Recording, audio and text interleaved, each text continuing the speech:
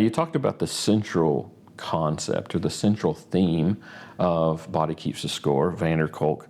I want you to talk a little bit about how it's been received. Yeah, so as you said, it's sold over 3 million copies. Yeah. It was on the New York Times bestsellers list for 6 years in a row. And now it's been translated into 43 different languages. I was just looking at his website this morning, and so it's actually been, in some ways, you could say it's actually really well received. But in other ways, there are some of his own peers who reject the science that's in the book, the claims for science, I should say. That's probably a better way to say it. Yeah.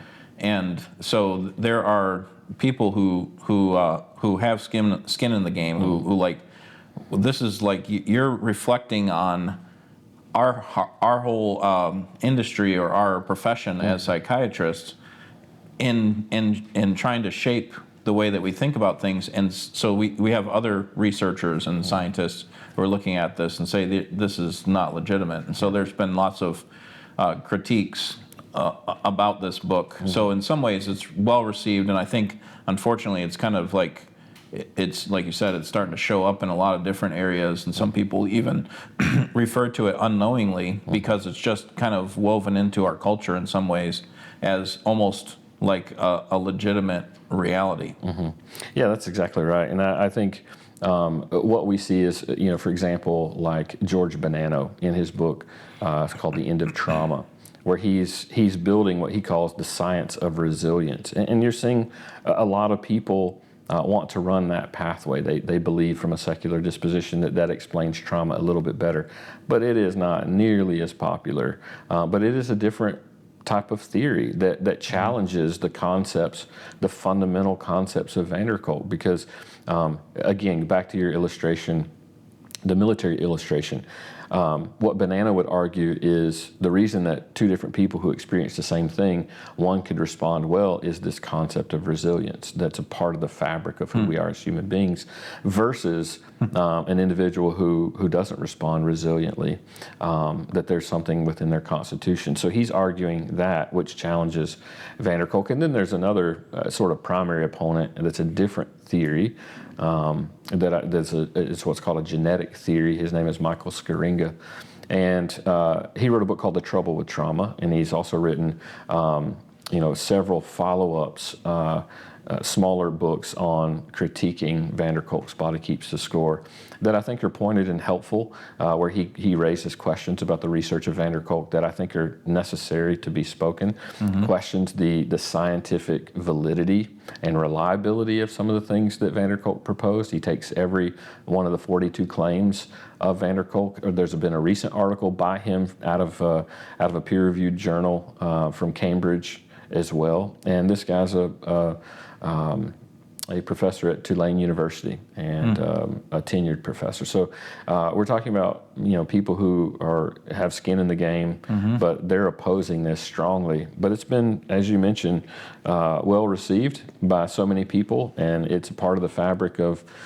society that we live in many ways in terms of policies and governmental approaches to how we deal with the inner city and educational institutions, school boards, and social emotional learning. All these things are a part of this concept. So it's had massive, massive effect. Now, earlier you talked about Vander Kolk in a very specific way, and you said, you just alluded to this. I want to come back and kind of pressure on this, where you said he gives a bottom-up approach. Or something like that. I can't remember exactly how you said it. So describe what you mean when you talk about Vander Kolk in his bottom-up approach. Yeah, so instead of starting with thoughts of how a person thinks about trauma, Vander Kolk wants to start with the body and its physical sensations, which is why he uses therapies like EMDR and yoga. So essentially those are some kind of body movement in order to access and process trauma. That's what they're designed to do. And so that's where he would, like I was saying earlier, normally what we would do is go, what kind of situation happened to you? What kind of event have you experienced that was extreme suffering? And then how are you thinking about that? Where is your confidence being placed? what's your, we ask questions about anxiety and things that might be responses to that, or what ways does it show up in life? And he's saying, no, we have to be careful about doing that. I think the purpose in that is he's trying to protect them from being re-traumatized, as he would describe it. So if we're going to force them to relive their past events, that's not going to be helpful. And in some ways, I'm in agreement with that, because I had a lady that I was working with one time where she had experienced some significant physical abuse as a child, and later on she was experiencing some seizures as a result of them.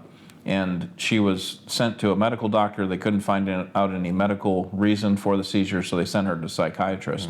It's a Christian lady. The psychiatrist asked her to essentially relive those events through this form of therapy that she was getting, and it eventually made the seizures worse than they were before. And she came to me and said, "What am I supposed to do about this?" And I'm like, "Well, I don't think we need to go back and relive all of our events, all of our traumatic events from the past, the things that have happened to us in terms of suffering, unless we haven't processed something properly in terms of forgiveness of the person who is abusing me, or my personal guilt that I might have responded improperly in some way that I need to bring before God and receive forgiveness and move on." So in those ways, I want to go back, but in biblical counseling, it's often very different than traditional therapy, which tends to be like, it always goes back to your childhood. So tell me about your relationship with your mother and how you handled events back then. But what Vander Kolk does is he comes along and says, we want to protect people from that kind of re-traumatization, which again I'm all for. I'm like, I don't want to unnecessarily bring those kinds of events back up for the person, but I do want to actually deal with the problem rather than just working through some kind of body sensation that will somehow rewire the brain as to how a person's going to deal with that trauma. Yeah, that's right. So one of the things that I've seen that I think has been helpful to me is we all have events that have happened in our past, some more extreme and difficult than others, and we recognize that those events in the past can have massive ripple effect. They are shaping events to us. They influence us greatly. But I think it's important that we notice that events scripturally are not determinative. There's a difference between it being determinative versus influential.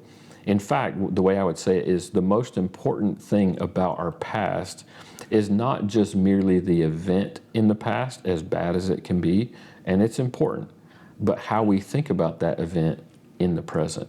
That's really the most important thing. And so as we think about the past that has happened, our emotions and feelings become stronger, reinforced, or driven by how we're processing what happened to us legitimately in the past, and how we genuinely think about those particular issues, and how even our bodies respond, which is driven by our cognition and perception of those events from the past. It seems to be a more scriptural way to understand how things are happening, or how the body is constantly reinforced to those types of responses. Now, we've talked abstractly about the concepts of Vander Kolk. He tells several stories. He's a good storyteller, honestly. So he tells several stories using specific examples. One I remember is a guy from the Vietnam War named Tom. Talk a little bit about how Vander Kolk brings some of these abstract ideas into Tom's experience and what he learns from Tom. Yeah, it actually makes for an interesting read, because I agree he does tell stories well, and it brings it into living color in some ways, because you're seeing like real life events that people have experienced and how they're responding to those. But Tom was, when he came to Vander Kolk, he was struggling with how he was relating with his family, his wife and kids. He was having these uncontrollable rages. And Vander Kolk at the time didn't know all the background of why that was happening. So Tom was so committed to not taking any pills. didn't want to. He felt like if he took any pills and kind of like put him more in a sedated kind of state, that he would actually be betraying his platoon. Like almost like he had to experience continual suffering because he was a survivor of that Vietnam War. Vander Kolk talks about working with Tom and his kids. He would have these terrible temper tantrums against his kids, and he says, why is it then that I was utterly unconcerned about my kids' immature behavior? So this is Vander Kolk talking about, when I think about Tom's situation, I would expect that he should be able to work through this. For a child who's throwing a temper tantrum in my house, Dr. Vander Kolk is saying, I would expect that he needs to eventually work through that. Well, the interesting part is that he's not actually working with Tom as he would with his own children. So for his own children, he would probably train them and talk to them about the dangers of living in uncontrollable rage. It's not going to serve you well when you become an adult. He would probably teach them about self-control and probably give some form of direction to help them get there, whether that's formative or corrective discipline. Teach him self-control. He would talk about learning to live in a world outside of his control. But for some reason with Tom, Dr. Vander Kolk's not willing to go there. He's essentially saying, you don't have any ability to be able to respond to this because this is the way that your body is kind of wired. Tom he later learned that the way he describes Tom and his fellow veterans as my first teachers in my quest to understand how lives are shattered by overwhelming experiences. So this is what I was talking about. One of his sources of authority is actually his own patients. And so he finally did learn about Tom's experience from war, where he lost all the members of his platoon on a day in which they had a surprise attack, an ambush. And so Tom's response to that was to go into a neighboring village and rape a Vietnamese woman and to kill some children in that village. And so what's shocking to me is that this whole event is now labeled as trauma, when really we should break it down into a couple of different categories, at least in my mind. If I were working with Tom, I would want to think about, I would certainly start with suffering and say that this is part of living in a sin-cursed world, that you lost your platoon. That's a terrible event that happened, and I can't imagine having to go through that. And the Bible has a lot to say about how we respond to those kinds of things. But I would also have to be careful in how I do this, because the scriptures do require us as counselors not to come in with pride. And by counselors, the scriptures would describe us as disciplers, people who are leading people to follow Christ better. We would not come with a condescending kind of approach or with a harshness. The scriptures often talk about, when you're restoring a brother, you do it in a spirit of gentleness. This is Galatians 6:1-2. Paul is talking to Pastor Timothy in 2 Timothy 2:24-26. I love that passage because he says, in gentleness, correcting those who are in opposition, if perhaps God might grant repentance and lead them to a knowledge of the truth, so that they would escape from the snare of the devil, because they have been held captive to him to do his will. And to me, you can unpack so much in that text, but what that tells me is I have to be careful in my approach. There's a lot we could say about where they're at. They're in unrepentance. They're held captive to do Satan's will. They're blinded by him. But our approach when we challenge these people is that we have to come in gentleness. And I think that's really important how we do this. We're not coming with an air of superiority or something. But what's concerning to me with Vander Kolk's approach is that he almost like conflates all of what's happened into one category of trauma, when I would say, hey Tom, we need to unpack what's happening here. We need to talk about these in terms of legitimate human suffering because you live in a sin-cursed world, and legitimate sinful responses that you've had. And likely, it sounds like in the rest of the story that he's experiencing guilt over all these years, and now struggling to relate properly with his family, with his wife and kids. And so then that now becomes an excuse for why he can't relate with his family because he's experienced these things. But here's the great news from the scripture is that there are answers for both of those problems. Yeah. Like losing loved ones or losing soldiers that you were in battle with, and then also responding to sin. That the scriptures have answers for both of those, and so it doesn't have to be the way that it is. It's always been interesting to me, use a story like Tom, who experienced this this event in his life, that we assume that he experienced that as a moral agent, right? And when he experienced that event in his life where all of his buddies are killed in this battle in Vietnam, that shouldn't affect him.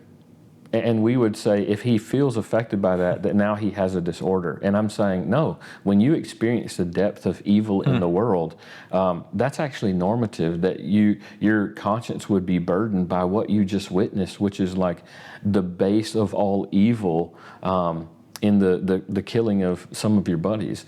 Now, that being said, if he experienced that event as a moral agent, the way he responds is also out of his moral agency, and that he's responsible for that. And as we look at how Vander Kolk unfolds Tom's story, actually that biblical understanding of human being and how we experience certain things, and then his responses, while not justified, they actually make sense. If you're feeling overwhelming shame and guilt and vengeance from someone, now the Bible's explaining exactly how this person is responding, and I find that interesting. When you overlay a scriptural understanding of human experience, particularly as Vander Kolk talks about Tom, he talks about another lady too, named Joan. And I want you to talk a little bit about how Vander Kolk describes her and what he learns from her situation. Yeah, so he says, Joan came to seek my help so that I could help her manage her uncontrollable temper tantrums and to deal with her guilt about her numerous affairs. So already there, I'm hearing categories of sinfulness that I can help her with. Now, I don't know all the background, and this is where if someone came in, I don't initially just start attacking each sin that they're bringing up. I want to understand more about what's going on and what might have led to that. But already I'm hearing temper tantrum and affairs. He says, I realized that the only way to counter her defensiveness was by showing a high level of interest in the details of her life, demonstrating unwavering support for the risk she took in talking with me and accepting the part she was most ashamed of. So what he's saying is, I don't want to lose my voice, I think. And I feel that when I'm counseling as well. I'm always sensitive to people who might be like quick to be turned off to my counseling, and I feel like I can help them with my counseling because I'm going to take them to the scripture, and in there we have the source of life. I mean, we have promises for hope and help and growth, and I would hate for them to stop coming to counseling. So I can feel that, and I recognize that, but his approach is basically to say, I'm not going to deal with the guilt that might be there. I'm not going to deal with that because I want to make sure that she doesn't shut me off. So later on he says, when he's referring to helping Joan, he says, I did not try to explain to her why she felt so angry, guilty, or shut down. She already thought of herself as damaged goods. For Joan to be able to deal with her misery and hurt, we would have to recruit her own strength and self-love, enabling her to heal herself. And this meant focusing on her many inner resources and reminding myself that I could not provide her with the love and caring she had missed as a child. So there we hear a little bit more about her backstory, that there was some difficult experiences that she had. And of course, we don't want to bypass those when we're trying to help her. But he's saying, I couldn't fit that hole that she was looking for. In fact, he describes it that way. He says, if as a therapist, teacher, or mentor, you try to fill the holes of early deprivation, you come up against the fact that you are the wrong person at the wrong time and the wrong place. The therapy would focus on Joan's relationship with her parents rather than with me. And I think he speaks better than he knows there. We cannot fill the holes that people have in their soul. That's something that's only meant to be filled with a relationship with God, that we are made to worship God. And for him, he recognizes that I can't ultimately do that, so I'm not even going to try. And so in some ways, he speaks better than he knows, and I think I would affirm that. But his response to that is to say, I'm not going to talk about the guilt at all, because I don't want to offend her. I don't want to bring on more ill feelings that she would have, and I don't want to turn her off to my counsel. Whereas we would say, no, we're going to carefully work through that. We want to treat people like we would want to be treated, but we still need to talk about the sin, because that's the only hope that you can have if there is guilt. The great thing about guilt is it can be covered through confession and forgiveness. And if we don't talk about that, then we're missing the mark. Yeah, because we need to talk about it in context of the sin that's happened to her, but then also her responses of sin is actually complicating the issue, not helping her to gain freedom in some way. I think this brings up a really good point when we think about Joan, and I think as you describe Vander Kolk's response and then start to get to how we would see some of the issues that she's facing, the way that you interpret an issue sends you on a trajectory to find remedy. That's why it's so important, as we've learned, talking about Tom as Vander Kolk describes him, talking about Joan as Vander Kolk describes her situation. The way that we define an issue is so critical because it sends us down a path toward remedy. So if we don't define it within the context of how the Bible talks about experiences in life, then we're going to start searching and run down a pathway of remedy that's ill-advised, misguided, and it won't be seeking after the remedies, the wonderful treasure of remedies that the Scripture provides. Jake, one of the things that I want to do, we cannot gloss over in Vander Kolk, is not just how he sizes the problem, right? But the way in which he focuses on the problem. As I mentioned, you go one direction or the other, and our worldview sends us in a different direction. Whereas his worldview, it makes sense that he would start to employ this new type of therapy called EMDR, eye movement desensitization and reprocessing therapy. So talk a little bit about how Vander Kolk frames this concept. He's not the founder of it. He's just employing and implementing this. But talk about how he utilizes this type of therapy. Yeah, when he came across it, he felt like he had come across a big discovery, and like you said, he didn't create it or anything, but once he tried it out or saw how it worked, he felt like that was kind of the part of the solution for how he's going to help people who've experienced traumatic events. And so he basically puts his finger in front of their eyes and then moves his finger back and forth. Apparently, they're supposed to follow the finger as they're